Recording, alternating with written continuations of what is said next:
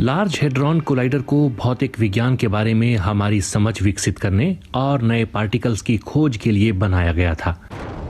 यहाँ शोधकर्ता पार्टिकल्स को पहले लगाए गए फोर्स से भी ज्यादा फोर्स के साथ एक दूसरे से टकराकर तोड़ते हैं।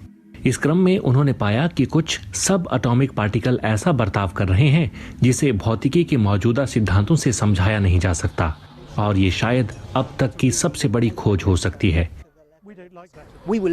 हम सचमुच कांप रहे थे। पहली बार जब हमने इन नतीजों को देखा तो हम पत्ते की तरह कांप रहे थे, क्योंकि अगर ये सही साबित होता है तो भौतिक विज्ञान पर इसका बहुत गहरा असर पड़ सकता है।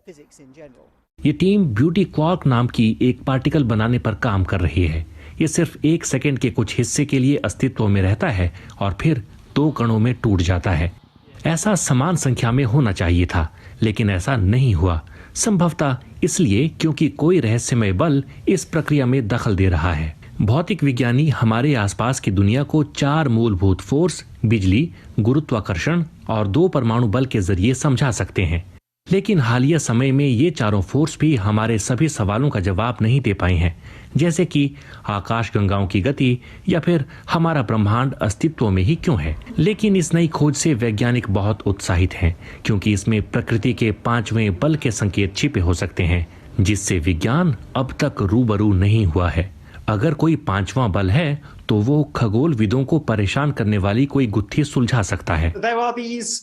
भौतिक विज्ञान में कई ऐसे बड़े बड़े सवाल हैं जिनके जवाब हमारे पास नहीं हैं।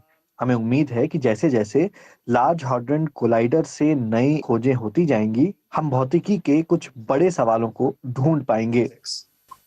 हालांकि ये शुरुआती नतीजे अभी नाकाफी हैं और हमें ज्यादा डेटा की जरूरत है, लेकिन ब्रह्मांड को समझने की दिशा में एक लंबी छलांग लगाने को लेकर ये काफी बड़ी कामयाबी है।